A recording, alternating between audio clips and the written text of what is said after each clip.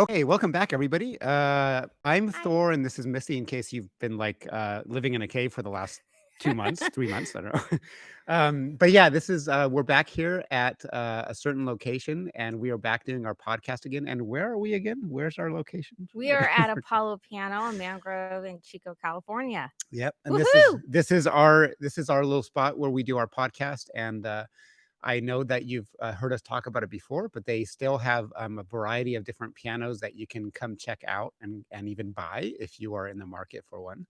And what else do they do here? Sit around or no? Oh, yes. We have piano rentals, we have music lessons, we have group lessons. There's all sorts of things going on here. They even have a musical theater program as well. So come on down. Mhm. Like Thor said, if you need some direction in your life, um, You can just just, we're just just people that you kidding. can talk to. You can just you can just chat and just tell me about your life. And then I can be like, that's nice. Yes. Do you want to buy a guitar? So, and then But maybe, once this COVID thing all blows over, maybe Thor and I can have, maybe a live session one day, with a live audience. So, oh yeah, I think that's a good idea. that would be fun. I think a lot of people want to see that actually. Oh, I think they do. And we've been talking about this for a while too. We also want to have a live session live streamed to you Hmm. while we're doing this. So we Yes. keep promising that, and we will eventually honor that promise. It's just been, Yes. we're both very busy for some reason. I don't know. So I know I had some notes with me about today's topic, but I lost the post-it that I wrote it on because It's that's what I okay. do. He takes copious notes on the I smallest Yes, pieces of paper. I take copious notes on post-its, and that's really hard to say. I don't know if you can try saying that 3 times really fast, but um, anyway, so you're doing good. You're Yes, staying, I'm doing well, yeah, staying yeah, safe. So staying this safe. is going to be our podcast until we're going to have our next podcast in 2 weeks because of Thanksgiving. So, anyways, but without further ado, we're going to move on with our topic for today, which is Student repertoires, which and I'm kind of saying that slowly because some people don't even know what that means. They just think it's like a fancy word. yes, And I he left thought my about phone that on like here again. Why did I do he that? thought about that like 5 minutes ago. No, I'm just kidding. Or maybe like, was it No, today? This no, morning? Like, we're just kidding. yeah. But anyways, yeah, a music repertoire. So let's talk about a little bit about that. Thor, what is a music repertoire Well, for it's students? basically repertoire means all the stuff that you can play in the shortest answer possible. That's what it is. So Hmm. if you are a musician, like let's say you go to some random guy down the street, and you say, I'm a musician. The first thing that person's going to want to know is, what can you play? So that is your repertoire, whether it's originals, whether it's covers, whether it's something written by somebody else. So if I say, well, I'm a musician, and they say, what can you play? Then I might say, for example, I can play Chopin's E minor prelude. I can play Bach's Gavotte in G minor, which I put up recently. Mary had I, a little I can play lamb. Mary Had a Little Lamb. I can I play can. Rachmaninoff's Third Piano Concerto and Yankee Doodle Dandy. There you That's go. that's my repertoire, In a right? nutshell. In a nutshell, right? That's 5 pieces. So a repertoire is something that you can play at performance level, and I really want to kind of emphasize that term because some people think that a repertoire includes the stuff that you're still kind of working on, but it's not polished yet. No, it's stuff that you can perform. Like, you can do it like that, It's and you can mastered. It's mastered. polished. It's mastered and polished, and you can play it perfectly Yes. every time. So that's what a repertoire is to me. So, Very good. so what about yours? I'm curious. What's you can play everything under the Yes. sun, right? Well, yeah, no. I have just a couple, I have this Sonata in D by Mozart. I have a lot of sonatas by Mozart actually. And then a couple by Beethoven. I have several. Just to name a few. Of course, the Moonlight Sonata. Like the Yeah, oldies and goodies. The Rondo yeah. of Turk I've like master since, well, I told you my rendition in 8th grade. I I remember that. have Yeah. polished and mastered that since then. I Um, think you're gonna run into this gentleman one day, and all will be forgiven. You guys will start kind of hitting it off. And yeah. by the way, if you don't know what I'm talking about, it's okay. Just watch the last podcast and be like, was Um, so young, yes, you were in and junior high, I know, I right? was. Yeah. So, anyways, okay, let's move on. Let's move on, okay. Um, but anyway, so, what I tell my students to do is to, take their list of songs that are in performance, ready, and to put them in a binder similar to one we have here. This one's like a white one, but I usually have them put it in a thinner binder, usually with sheet covers, um, so that when they're, traveling to grandma's house or their auntie's house or going to a friend's, house for a dinner or whatever, for the holidays, whatever people's plans are, is they have that ready. They could just bring it in the car and then have a group of music that they can, perform, for I'm sorry, stuff's he's falling playing out of with the plant, the stuff's falling out of the plant. that they could, play for, friends and family. So, Yeah. but in most cases, in a perfect world or ideally, I like to have my students have the songs memorized, Mm. um, and that's what everybody's goal should be, but sometimes people have a problem with memorization. So, with that being said, having that binder handy is really helpful. Yeah, yeah, definitely, and, it's interesting to me that, I've met people that they can play a certain number of songs, Mhm. and it kinda varies because some songs are very lengthy and some songs are very short. So, you can say, "Well, I can play 5 different songs." Well, each song's only a minute long, you know? So even if somebody says, "Well, I can only play 1 piano concerto." Well, a piano concerto can be 20 minutes long if you include all 3 or 4 movements of that concerto. I So, know. the number of songs doesn't really count unless you know which songs you're talking about because it depends on how you define a song. So stuff from the Baroque area, a lot of the pieces are shorter. Yes. And if you look at something that was written by, Shostakovich or Mussorgsky or Rachmaninoff, like, they drag on for 20, 22 minutes, They can go 25 on minutes. for They a can go on, while. yeah. Yes. So, I know, like, just the first movement in a concerto I was learning for the orchestra was, like, 38 pages long. yeah, It was, like, exactly. 12 minutes, and that was Yeah, only the first movement. yeah. I'm And like, you "I have to work, so can I just do yeah, the first movement, I have please?" I have things to do, right? Yeah.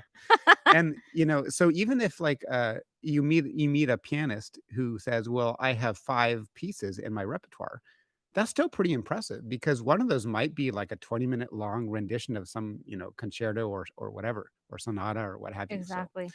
um, but the professionals, sometimes they might have 10 or 15 songs in the repertoire. And again, a repertoire is a list of songs that you can play perfectly every time. So with very minimal fumbling, like maybe if you're tired, you might fumble a little bit, right? Or nervous. So Yes. um, it doesn't include the songs that you're learning. So so one of the things I tell my students, whether they're beginners or advanced, is that it's like, okay, well, you're working on like 5 or 6 pieces right now because you're doing the lesson book and you're doing this one song from a video game you wanted to learn, and then you're doing Mary Had a Little Lamb, and then you're doing this. But which pieces can you play at performance level? That's the big question, you know. Exactly. And because if you're at a hotel lobby and somebody says, "Hey, play me a little jingle or something," can you be the life of the party? Yeah. Because You just bust out Mary Had a Little Lamb or yeah, Yankee Doodle you just Dandy. bust out whatever, right? Or Gershwin, I don't know, but Yes. So, can you be the life of the party? Because if it's only songs that you're working on, well, they ask you to play something, you go over there and you're like, "Well, this one's still in progress," and then you Mhm. mess up in the middle. They're like, "Okay, well, that's pretty good," but you wanna be able to dazzle people, right? That's sort of the idea, Exactly. so, Exactly. yeah. And I that's why I really like, if those out there, if there's any music teachers, you're probably familiar with the Music Teachers Guild, and then the Music Teachers Association has what is called the Certificate of Merit. And I really like those programs because it enforces that, um, particular repertoire for each student. So, for example, like I had mentioned a couple podcasts before, students are learning songs from different eras. The songs have to be memorized and whatnot. I remember when my daughter was, oh, poor thing, she was only 6, and she played a 10-piece memorized program Wow. with one of the songs being transposition. And we had Gail Lou from Warner Brothers come, and she was one of our adjudicators for a guild. So, those, specific programs really do enforce that, uh that good, group of songs for a student to learn and to have memorized. It's just good, and, as you can tell, Thor and I both we exercise the same, discipline when it comes to learning songs and memorizing them. Because people will ask, "Can you play Mhm. such and such?" But you know what surprises me is how many students do not know how to play "Happy Birthday." Really? Yes, Yeah. yes. Why do you think that is? I don't know, it's just a song that we don't normally teach, because we just don't teach it.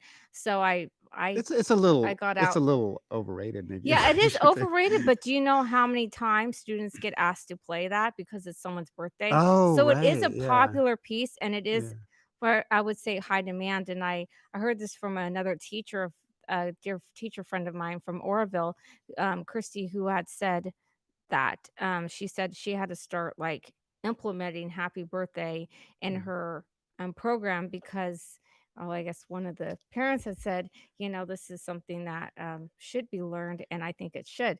So, It is in the, get your alph pen and your oh, paper I got out. my paper Start out, making yeah. a composition right now. Yeah, based on Happy Birthday? What do you mean? Yeah, that was your own rendition. That'd be Oh, kinda yeah, that cool. would be cool. Yeah, Yeah. maybe like a maybe you can do it in a minor key. That ooh, Like a dark his favorite it's a dark key. happy birthday, so Extra credit for anybody who remember I'm gonna Thor's y no, favorite key signature.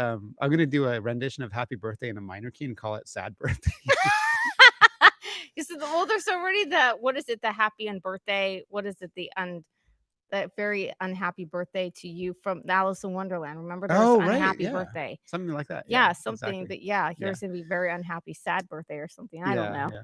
But no, that's really interesting. I didn't know that. I didn't really think about that. I have taught it, because, sometimes I use the Alfred Piano Library, which we're gonna get into because I have all this stuff here, Yes. to make it look like we're a big deal. So if I take away the plant, so you'll see we have I things. told you to take away the plant. He's no, but the plant needs to be on. The But see, big now the binder's not centered with a laptop, so, anyway. I'll put the So, plant back. um, so I have taught the song Happy Birthday to some people, Mhm. but I don't always teach it. There is actually a kind of a tricky part if you're a beginner because there's an octave jump. You have to go from a if you're playing in C, you go from a G to a G, dun, dun, dun, dun, dun, you know? Yes. So it's a big leap. So if you have little hands, that can be kinda tough because you have to try to nail that 1 octave jump. There's like a Mhm. octave leap that you have to go up. Mhm. Anyway, You so could just play the whole song with one finger. It's okay. I can't believe you said that. That's so I'm untraditional. just kidding. Bad technique. Bad So technique. so I'm gonna try to do this without wiggling too much because my chair's squeaking like crazy, Yeah, mine does too. but I brought stuff and you're welcome to add kinda and Yeah, it sort of talk about what you do with your okay. students, but because people often ask, "Well, what kind of material do you give your students and what kinda repertoire do you make them do?" Not make them, but, what encourage them to try to, So I don't have my ruler here. it's So let me just kinda show you what things are available to teachers in case you're, like, maybe a new piano teacher or something. Um, because they have all these, like, books here. Oh, there are there's my notes. there's some great curriculum. Look what I found. Oh I my found my gosh. Post-it notes. Okay. Can you, Oh, make yes, sure I that could do you the grab that? honors of taking this and Okay.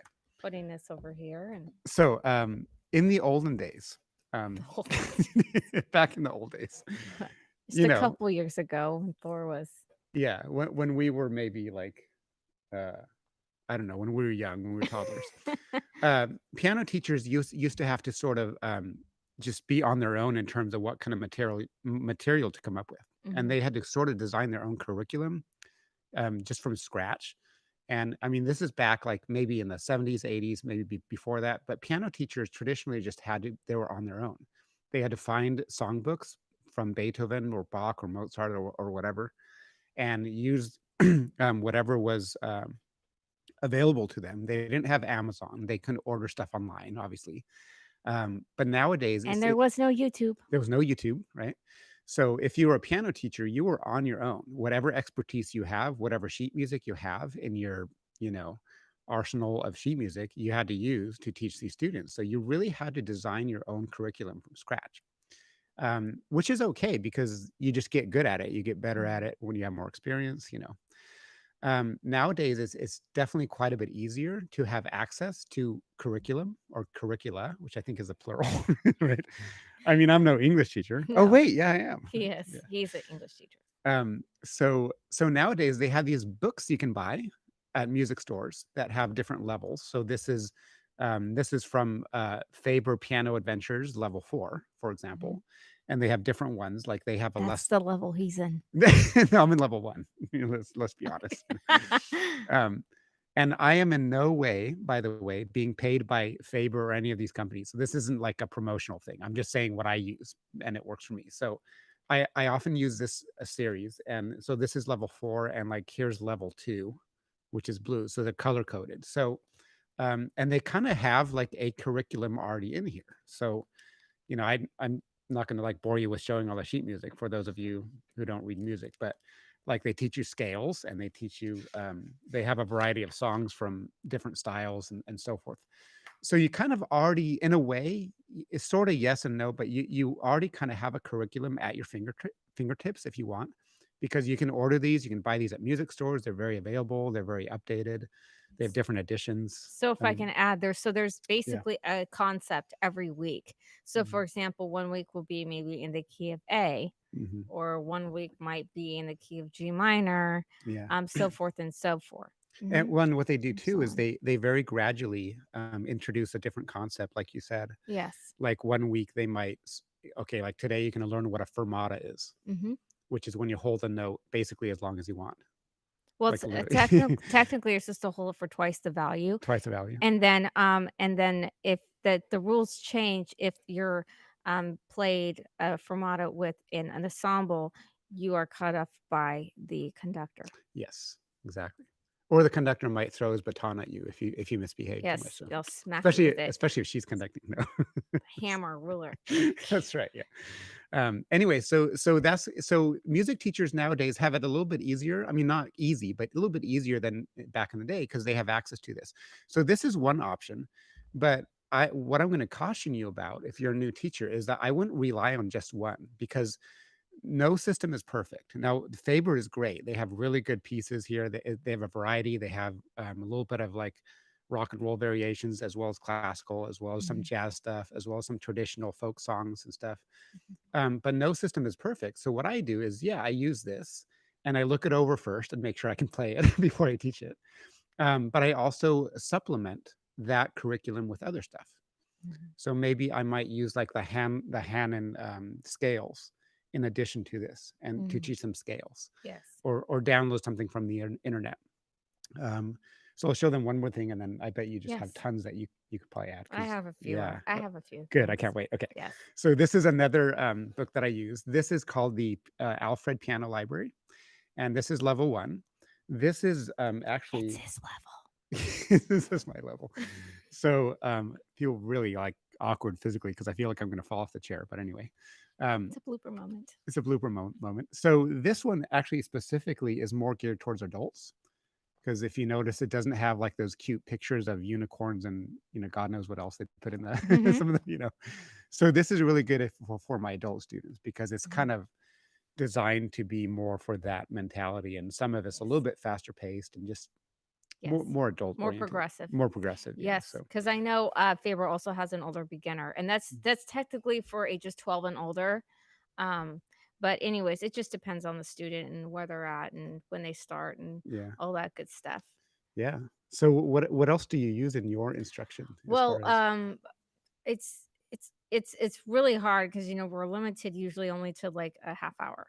yeah. But in the perfect world with the 45-minute lessons, especially when the kids are, past the beginning stage, I mean, that's past, like, level 1 or 2, I really like to implement scales and cadences and arpeggios, and Alfred has a wonderful book.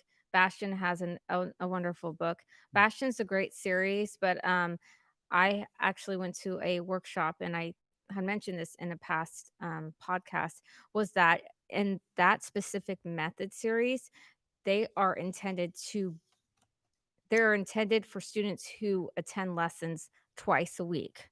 That's the way Jane, the the actual composer and The publisher? author of Yeah. that book, Mhm. of those books, she teaches twice a week in San Diego. So, and I noticed with those books that that's usually the best case. They students start to get a little, I think, flustered when you're teaching out of those method books and only having a half hour lesson once a week. Yeah. But my experience with Faber has been good. I also like to like in level 4, for example, I don't believe there's a technique book. That's a great time to implement other, exercises, like Sharon and Hannon is really good. I also like A Dozen a Day are excellent. They're a lot of fun, they're challenging, and my kids just eat those up. They love it. So Yeah. what I'll do is we'll do a Hannon exercise and we'll do a dozen a day. So I start with a dozen a day. We'll do our a dozen a day, and then we'll do our a dozen a day, and then Hannon, and then we'll go on to maybe our scales and cadences, and then we'll touch our little bit on our method books, and then we'll do a couple, classical pieces out of our piano lit books. Mhm. So I kinda, like, try to do, like, a variety so they're not just stuck in these books in the beginning. Yeah, we kind of, favor those books in a way, and we Yeah. play a lot out of them, but also, adding sheet music is so Mhm. much fun. We Yeah. had a thing out here called the Monster Piano Concert, and the great thing about where Thor and I teach out of, we have a section where we have music from the music, piano or the piano concert. So it's a bunch of sheet music and it's, monster concert worthy, we say. They're exciting, they're it's just the songs move along and kids love them. Yeah. And, I had a music mentor tell me once, "If you're not excited about it, they're not gonna be excited about it." Mm. And music is motivation, so I try, if I can, to put exciting music into the program because it helps. Not every song needs to be exciting, okay? Because there's some fundamentals that you have to learn, and sometimes those aren't the funnest, and that is a word now. It is. Is it? I Are know you sure? English teachers do not like it, but Hey, I'm all it's an for it. official word now. I've said words that don't even exist, so don't worry. But anyways, and as far as the chromatic scale goes, I like to have, that's when your fingers move up half steps, up and down the piano, and you're use, your 1, 2, and 3 fingers, on the keyboard, and I like to have my students go up and down with the chromatic scale, starting from the far left side of the piano and going up and then back down. It's a lot of fun, and they can start that at a fairly young age. And Yeah. it's a great way to introduce the chromatic scale. So, for example, in the book, they'll have these like little short little things where they're doing this chromatic thing. They're trying to read the music. They're like, what? Where it's just like, whoa, if they're used to that finger pattern going up and down the piano, it just becomes automatic and they don't really have to think about it. But Mhm.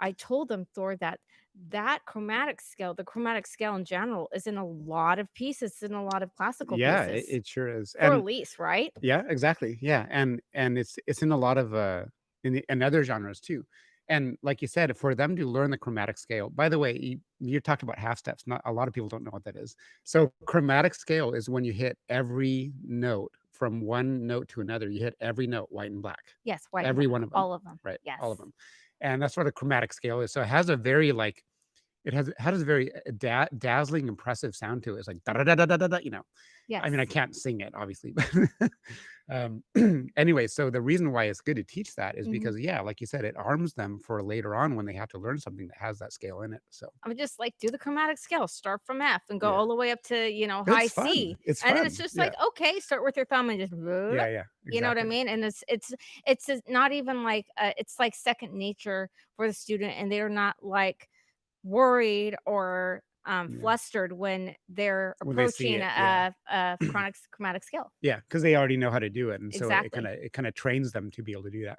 So, I think kind of maybe one of the takeaways from this podcast is that Mhm, you have all these resources available to you if you happen to be a teacher, mhm. and, I would recommend using one that you have researched and you found to be effective, and find one that is updated. Don't find I wouldn't use one from like 1980 because those are outdated. So Mhm, they improve them by releasing new editions.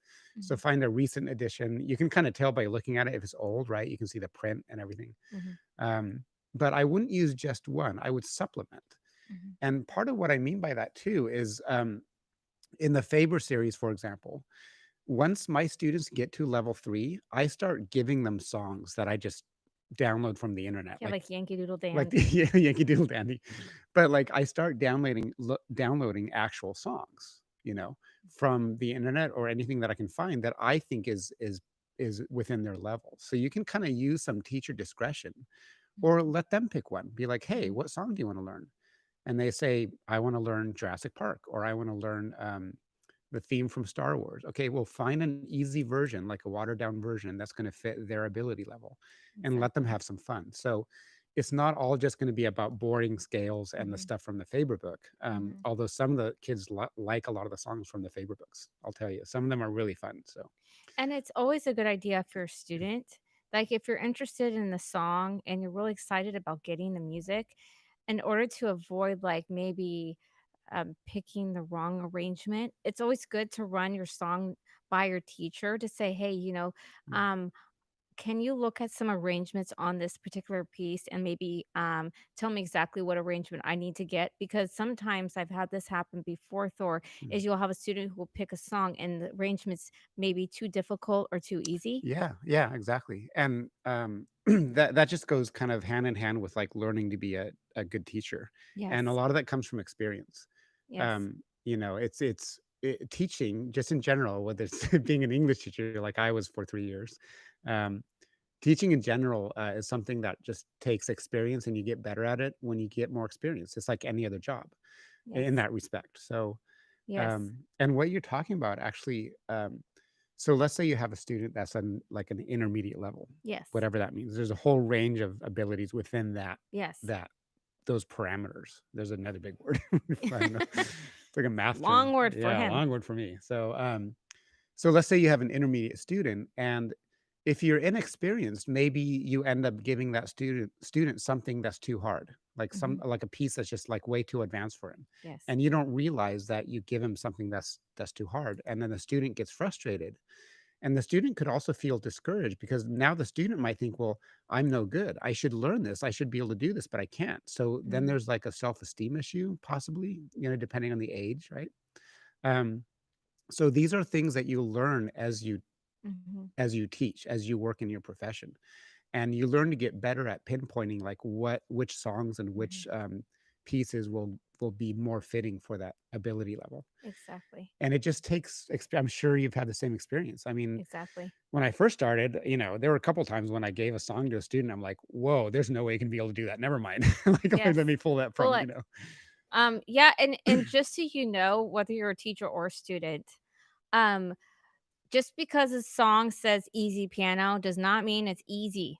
I've Yeah, seen that, and I've yeah, seen arrangements, and I'm like, "There's just no way." This is like a level 4, hmm, arrangement. So, yeah, really be wary. Faber has a wonderful Disney line in their method books. I highly, highly, highly recommend. They're great arrangements. Disney has come a long way, and I'm glad Faber took the initiative to get those books out there because Disney arrangements, for the most part, were very challenging, no matter what the level was. Even the easy piano versions, because the fingering was pretty intricate. The your hand positions were moving all over the place throughout the song, even for the beginner students. So I'm glad Faber has, taken those songs and made the arrangements, user friendly. yeah, yeah. No, and it's true. I have seen that. Mhm, Like the problem with calling something easy piano and then mhm, medium and difficult or something mhm, like that is that's only three different ranges. mhm. When the range of abilities of piano is like this much, and you have Yes. so I talked about this in another podcast, and I can't remember the organization that came up with this system, but it's the ABRSM. Do you know what that is, right? I think. Yeah. It's when they have those, different gradation levels or grade levels. Yes. So, And if you don't know what I'm talking about, it's fine. I'll try to be concise about it because we're almost out of time. But Yes. um, there's essentially 8 different. Actually, there's 10. There's 10 different difficulty levels, and they base this on very objective kind of data based on like what the time signature is, how many flats or sharps there are, that kind of stuff, and whether the beats are syncopated. There's all this like criteria. He's in level 2. I'm in level 0. And so there's 10 different levels. It goes level 1 through 8, and the last two have like their own names because they're so difficult that only a handful of people in the world can play it. So it goes from level 1 to 10 essentially. And so the easy piano could be like from level 1 to 3. Well, if you're a beginner, you're going to think that level 3 is like amazing. You can be like, how is that easy piano? You know what I mean? Mhm, So mhm. the lower first 3 of that system might be considered easy piano. So it really depends on how you define easy piano. Um, Exactly. somebody that's been playing for a year might still be considered a beginner, but somebody on day 1 will look at that person and be like, "Wow, you're really good." Mhm. It's like, well, he's still a beginner. He's just like the high beginner, the high end of it. So don't get discouraged if you see something that says easy piano and you look at the sheet music, you're like, "Whoa, I don't even know what those symbols are," because you'll learn it eventually. And even a lot of online, sheet music, programs online, you can order online. They usually allow you, like, one page that you can, like, see or use as a sample. I highly recommend printing those out and try playing them to see if it's something that's feasible, and if it's not, then "Okay, well, maybe I need to look for an arrangement that's, a little easier." So Yeah. it's always good to look at the music and read through it before you just pick it up and pay for it. So, it's always a good rule of thumb. Yeah, yeah, definitely. So, believe it or not, we are we're just about done Wow, here. Wow. we Say can talk 8:02. all night We could go on all night. So, just talking. I need to say something about this binder, and Yeah, you're go welcome to for say it. anything else. So, let me just Want do me to this. hand you the Yeah, can you do binder? that one so I don't There kill you myself? go. Be Squeaky chair. funny if I drop this on my Mine's head or something. squeaky too. Yeah, we're both squeaky. So, so here's what to do if you are either a musician or a student or both. Well, if you're a music student, you're kind of a musician. You're learning to be a musician, right? Yes. Is you should have a binder like this because you know what's cool about this is you can make your own design. Now, I'm a grown man, so I have a very basic design, He has but one with cats on it I at do not home. have cats on it. Where do you get that idea? But if you're 7 years old, you're welcome to put stars and stickers and unicorns and decorate it, He has with one like that too at home too. with crayons or what. But this is the adult my design. I just downloaded this. So this is my binder. This is um this is not my repertoire, but these are all the songs I want to learn. These are my favorites. And I can just flip to a random page, right? Let's see here. Not sure not sure what the song is, but I just have my sheet music in here, and you make it all nice and organized, and you hole punch it and put it in, and make it Mhm, kind of like your own personal repertoire mhm, binder, mhm, because then you're kind of mentally telling yourself like, this is something that's just me for me, mhm. and these are my goals, and these are all the songs that I want to learn before I die. So the other thing that I do, because remember, a repertoire might only have 5 or 6 songs in your repertoire, because these are songs you can play that you've mastered, that you can just show off at a moment's notice, right? And the other thing that I do, believe it or not, I'm going to try to take. It's okay. Thank you, Missy. Mhm. I'm going to attempt to take a piece of paper out of the binder. I know this is a formidable feat for me to be able to do. Anyway, I have a chart in the beginning of my binder. Yeah, you can. Yeah, you can kind of see that, right? So, but the print's very small, and on the left hand of the chart, it says current repertoire, and this is very old. I haven't printed a new one, so there's only one song on there. So, but Mary had a little lamb. it is very no, it's a piece by Bach, and then there's a middle part of the chart that says needs polishing. Okay, so those are songs that I like almost have down, Like London Bridge is falling down. like like you're such a smart aleck. How did you know? You're right. Go Yeah. ahead. Happy birthday, that one, yeah. Yeah. And on the right side of the chart, it says in progress. So you can do so you don't have to do this, but this is something that I do because it's my way of keeping track of my own progress, and you can go at your own pace. This is not something that any teacher of mine is forcing me to do. I just do this for myself. And I think every student should do this because then you can keep yourself accountable and you can pick songs you like and pick songs that are within your level, And, like, let's say you're at a level 5, or let's say that you're at a level 3. You can pick 4 or 5 songs that are at level 3 for you to learn because that's within your level, and then pick one challenging one, pick one level 5, or Mhm. pick one level 4. And that's like your challenge piece, and you can work on that, and that might take you a couple months, right? And there's ways to tape your music too. I've learned is like, you cut the edges so they could fold out. So you can actually have like maybe 5 pages all spread out from your binder. Yeah. And that's kind of there's a little art to that. You'll have to get together Yeah. with a music teacher to help you with that, but it Mhm. really is helpful. Yeah, it is, especially, and this is before you memorize a piece. Now, if you Mhm. memorize a piece, that's great. Mhm. What I do with these is I actually make these double-sided, but if I need to perform any of these, I make photocopies, and I do Mhm. what she was talking about.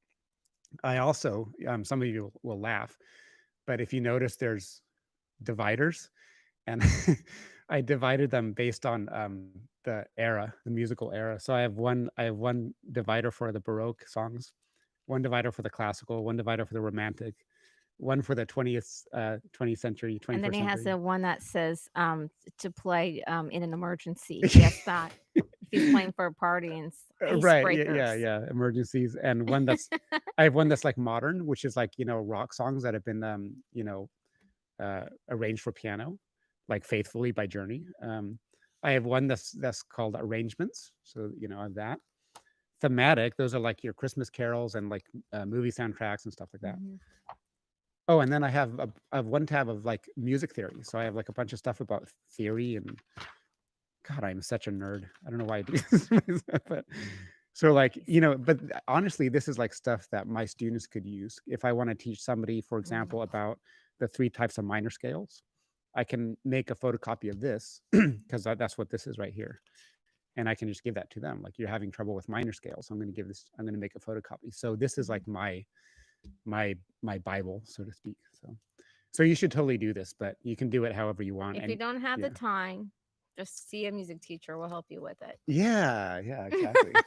And you can decorate it however you want. So if you Exactly. wanna put cats on your binder, you're welcome to. No, that would be you, Thor. No, no, no kitty cats. Anyways, Anyway, well, we have anything everything else? else. I I've got think everything. I think we've got everything wrapped up here, but please subscribe and put your comments in the comment section, please. We'd love to hear from you. And have a good Thanksgiving. Yes, happy Thanksgiving. Enjoy. All right. Do Okay. you wanna Thank you, everybody. you're gonna do it this time? Yes, Yes. All I right. will do it.